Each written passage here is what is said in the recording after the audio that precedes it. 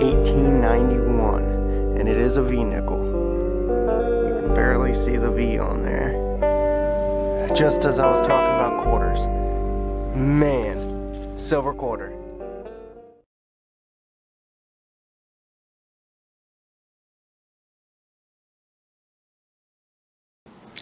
Hey everybody. Alright, so I figured I'd do a part 2 here on my best finds so far in 2016 because I found quite a lot of bit more stuff and just want to share everything with you in one big video here of all my finds, well, my best finds that I've found so far this year. This one has not been ID'd yet completely. I think it's either a cow tag. Some people said it could be like a picker's check or picker's token. I did find this on an orange grove. Not sure if they had animals or not, but the house site that I found it at was gone well before the new owners that opened the orange grove up in like 1894. Was like the second owner that opened it. That house was long gone before the orange grove was set up, so they could have had livestock there, they could have not. Not too sure on this one. I'm sure somebody's got to know. It's got like 4 zeros covering up 4 other numbers that are on the back.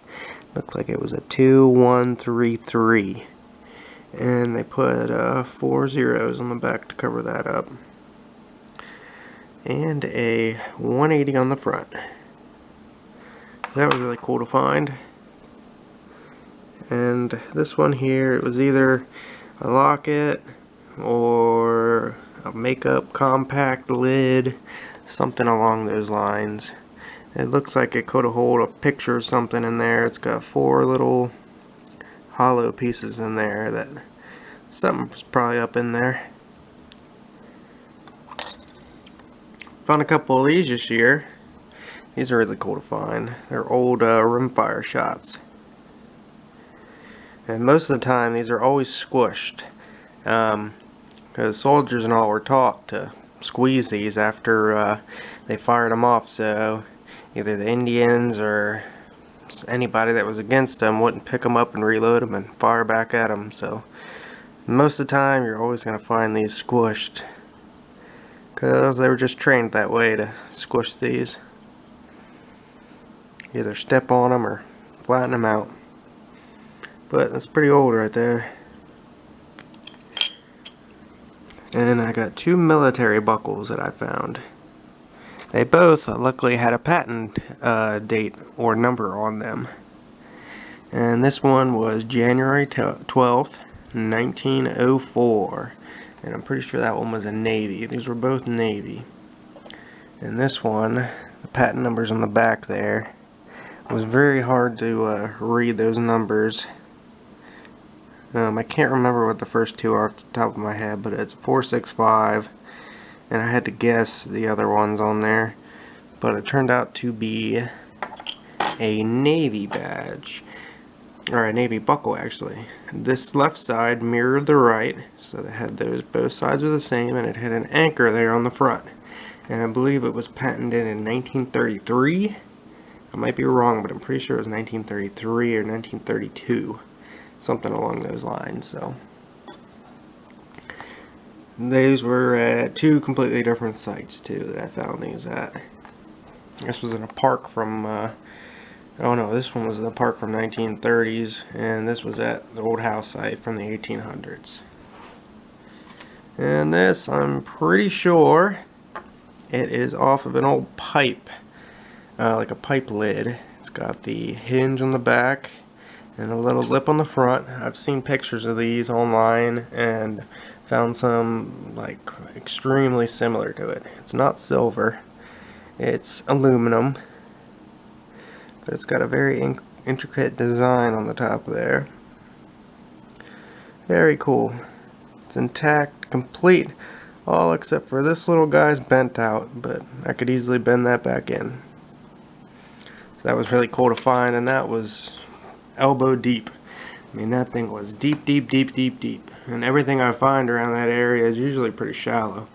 Even the old 150-year-old coins I find are usually only about 6 to 10 inches down, and that thing was elbow deep.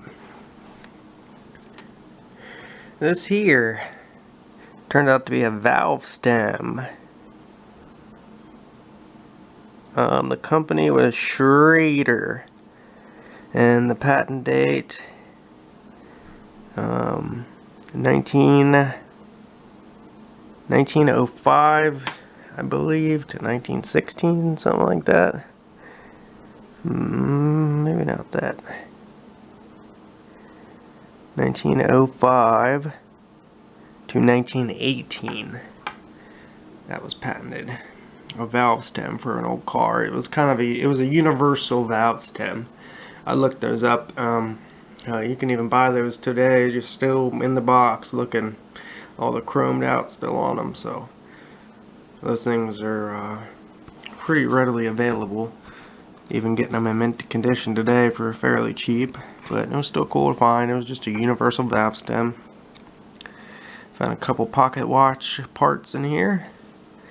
This was really cool to find. That was my first boot plate I ever found. Well, my first and only one. I have never found any toe taps or anything like that, but I got the boot heel plate. An old lock. That was really cool to find. My first one like that. And I found that along with this old iron buckle. These two, well actually these three were all together, and I found this little teeny tiny either shoe buckle or like a dress buckle, something along those lines. It's real tiny, like the tip of your finger. Found this cool little buckle there. This really big rivet. I don't know what that was off of, but it's big. Found a lot of rivets. A lot of rivets this year, probably 50, 60 of them. And I found these two identical suspender clips, probably like 60, 70 miles away from each other, but I found those both this year. And another suspender clip like that. And I'm not sure about this one. Could have been part to a cuff link, but I'm not entirely sure. The back looks a little weird for that. It's kind of like a cross pattern on the back, but it's got a real nice design on the front. Alright, this was also very, very cool to dig up. A lot of history to this piece. It is the 28th annual meeting of the National Negro Business League of St. Louis, Missouri, August 10th, 11th, and 12th of 1927. And it is a pocket watch fob. I have not been able to find a picture, any information on this whatsoever. Pretty sure it was just a few people that went to this meeting and got it. You can see on there, National Negro Business League. NNBL. That is awesome. That is a great piece of history right there. So glad that I was able to find that. But I haven't been able to find any information about it. I've looked and looked and looked, but cannot find anything on it. Here's some of the lead I found this year. None of this has been confirmed Civil War or anything.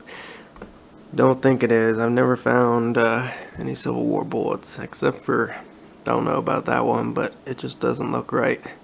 Pretty sure these are all civilian, but they're pretty old. And the biggest pieces I've gotten. This, I am pretty sure, is an old fishing weight. Found it right on the bank of a fishing spot that's been around for many, many, many years. It's got a little hole that comes on top there. It's been carved on a bit. It looks handmade. Got holes at the bottom, holes up top there, and a little point on top. That was cool. That thing is heavy too. Some more lead. This ridiculously long bullet. That thing's big.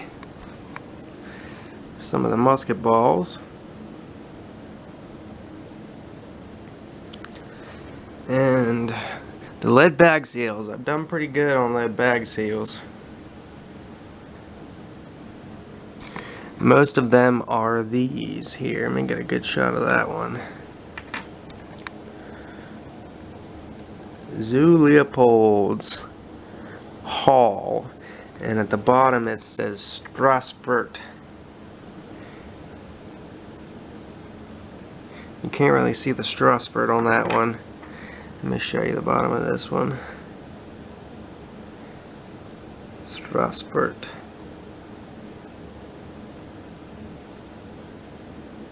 So, all the way from Germany. There's a lot of different ones. I've got a US one, the only US one I've got. These are always fun. Always fun digging these old bag seals.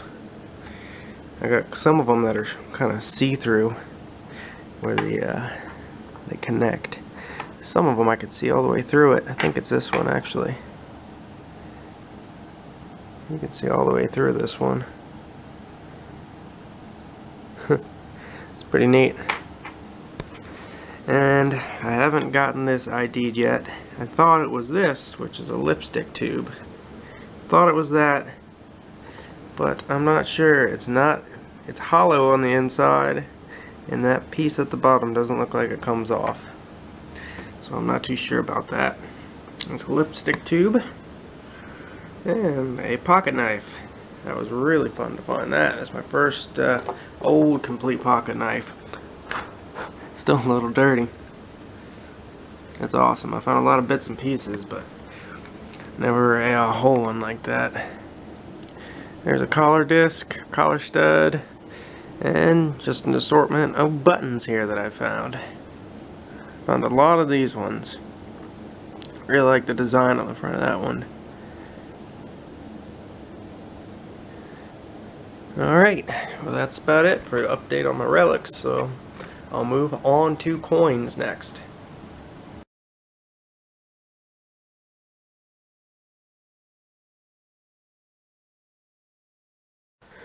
Okay, now the coin portion of it. Here is all the Rosies and Mercs that I showed you last time. They're all bagged up. Got them in there. I'm missing a couple. I gave, I think, 5 or 6 of them away for some competitions, so some of those are missing, but these are all Mercs and Rosies up here. A little bit more Rosies and Mercs. And here is some tokens. Good for 5 cents in trade. Nothing on the back on that one. This one, for amusement only. Loaned for amusement only. I think that one's a 5 cents one as well. And this one here, all quality mints. It's good for a 5 cent package of mints. That one's really cool. It's a little bit older than the rest of these ones here. Here's all my Indians. Well, I got some more over there, but this one is the first Indian head penny I ever found. 1901. I got a 1907, 1876. That one is a semi-key date. It's worth, it was like a minimum of $30 in G4 condition. I did, fortunately, nick that one with my shovel when I dug it up. Real tiny nick, but ticked me off a little bit, but I don't sell my coins anyway, so still nice to find that. Definitely nice to find that, actually. And 1900, 1891, and in 1882. That's for the Indians over here. I keep some of them separate just for my firsts that I found at certain places and everything. Yeah, that's all the Indians there. And I got 2 war nicks. And this one is a 1906 V nickel. Hit that one with the shovel. 1925 Buffalo, I found that the other day. And this one is an 1891. 1891 V-nickel. That one's a little bit of rough shape. Pretty sure this is the one that's in my intro. 1891, and it is a V-nickel. So that's the coin. Up here, there's two barbers. 1909. This is the only piece of silver that I pulled out of that old house site that I've been finding all those teen wheats and Indian head pennies at. The only bit of silver, and I got it the first day I was there. I know there's more silver out there. There has got to be more silver. And I'm going to find it. And this one here, 1906, barber dime. And here's just an array of some Mercs and Rosies that I found since my last video. And here we go, some of the quarters. I've got some more in a little case down here that I keep separate. And this one is my very first Standing Liberty quarter. I cleaned it up a bit. I don't know if I've showed you since then, but this thing was in such a state. And what I actually did was I put it in a little bit of lemon juice and I let it sit for like 30 minutes or so. And all that gunk on it came right off. And that thing looks a heck of a lot better. And it actually has a mint mark. This one is a D mint mark. I would have never have seen that before if I didn't clean it up with that lemon juice. D mint mark. It rubbed whatever was left on the date off of there though. I saw a 3 on it towards the end of the foot there. So I'm pretty sure it's a 1930 last year or a 23, I'm not sure. Okay, here's some coins that I keep separate that are very special to me. Just ones that I found at certain places and some of my firsts. The very first barber dime I ever found. It's in really good shape. Look at the back of this one. That thing is like perfect. And that tone on it is just awesome. It's a 1907 mint mark from New Orleans. And this is my first and only seated 1839. 1839. There's the mint mark on the back there. The back is pretty worn, but good thing the mint mark's up there towards the middle. There was a small O and a big O for this year. Not able to tell if it's a big or small O. It is a difference between a couple $100 versus the big versus small O, but I cannot tell. Pretty sure it's the small O that's worth a lot more than the regular size. It's the 1838 back on the 1839 is what it is actually. It makes it worth a lot more money, but it's only in good condition. But it's my first seated, and I love it. 1839. That is by far one of the most favorite coins that I found this year. And there's some buffaloes, some more V-nickels, and some buffaloes. Here, this is probably a tie, if not way more. This is my first Spanish silver I've ever found. I did a video on this recently. It's King Charles IV. Completely wiped. All you can see is his little ribbons and the little nub on his head, and the 4 and the DEI, and the very top of his crown on the back. But I did a whole video on this one if you want to check that out. An update on my Spanish silver and one of the finds of my life, colonial Spanish silver. I've done a couple videos on this coin. If you want to check those out. And this bad boy, it's a first for me.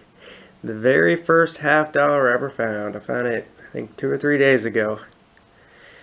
I'm very happy to find it too. And it's got a real nice coloring on it. Can't really see it in this light here, but it's got rainbow colors when you turn it into the sunlight. Right where the stain is, it's got like a real nice rainbow toning. And that's a nice coin right there. First $50, screaming, just solid 88, 89 signal. It's from Philadelphia. And it just so happens to be Liberty Bell, which is in Philadelphia. That's the biggest piece of silver I've ever found. Never found any spoons or anything, so that is awesome. Very, very happy to find it. And I'm very happy to find all these coins. Luckily, I started metal detecting October last year, and I only found 3 coins. I can actually show you them. These are the only silver coins that I've found my first year, but I started in October. But that's the first coin, 1964 Rosie, 1934 Merck, and a 1942 Washington. But all the rest of these were found after January 1st. So I've done pretty good. Alright, that's it for the coins. I'll show you some of the jewelry.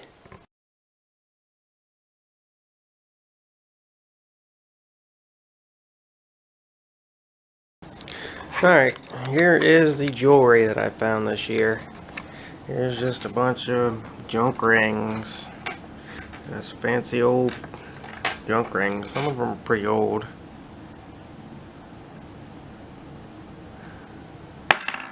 Whoops. And this one's got a little bit of age to it. Some of them got like the broken bands on the back where they put them together. Don't know how old it is, but a couple of them are a little older, 60s or so.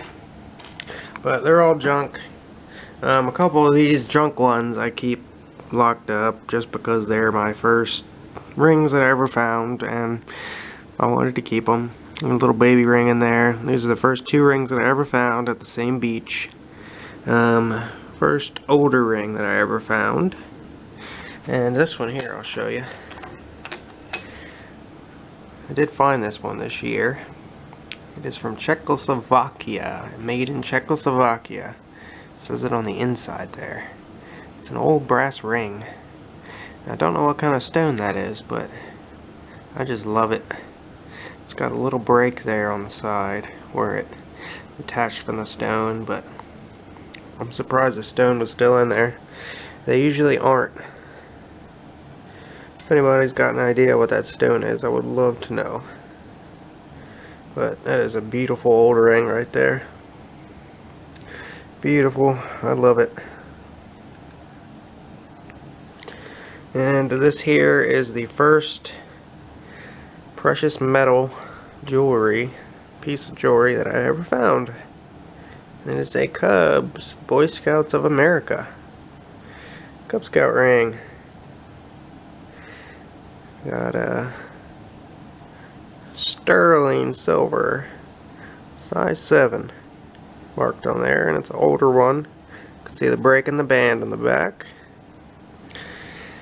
And I was very, very happy when I found this ring. First silver ring I ever found. Let's get down to here. There is a teeny, teeny, tiny little silver ring. It is homemade. It's been banded up in the front there. I tested it, it is silver, but it only rang up at like 54, but this thing is insanely small. It won't even fit anywhere near my pinky finger. But that is awesome. That's a really cool ring. This tested positive for silver too. It's an older one. It's got the break in the band. Most likely homemade. But that rang up like 71. Found this little sterling silver. Probably like a friendship locket or something. It's got two people holding hands and it's got the heart on there. That's got a nice patina. I really like that. And here is the recently found one, a lawnmower job, 10 carat, and Gardner, I believe, garnet is what the stone is in there. It's got a couple little diamonds in the side, nothing too crazy, but 10 carat, hit with lawnmower, probably from the 70s or so. I'm not sure the age on this one, but this thing is huge. It's a massive ring, it's real heavy. It is 925. Sterling silver. Pretty sure that is a mother of pearl. Big old mother of pearl in the front. It's got little teeny tiny diamonds in it, but I doubt that they are real. I never got them tested. I've never gotten this one properly cleaned or appraised or anything either. But my second silver ring I ever found. And this ring I found the day before this bad boy. This is probably the best find of my life. The best find of my life. Plain, just 14 carat. But look at the size of that diamond in there. It's a wedding and engagement band combo. I think it's a half carat. And boy, is that a beauty. I could not believe when I dug this thing out of the ground. I thought that there is no way that this thing is real. But I took it and got it appraised. The people were offering me $1,000, but I know they were lowballing me big time. I took it to a pawn shop and they offer $1,000, so it's got to be worth a little bit more than that, I'd say, if I sold it privately or something like that. But this is definitely something that I'm going to hang on to. My very first gold ring I ever found. 14 carat. And a big old diamond in there, so I mean, this stuff is just sitting under the ground, lost forever, unless people like us come and dig it up. All this stuff under the ground, found it with a metal detector, so just goes to show you, you never know what you're gonna dig. You just gotta go out there and dig it. So appreciate y'all watching my update video here, and I'll see you on the next video. And I'm getting pretty close to 500, so should be a giveaway up here pretty soon. So see you guys on the next hunt.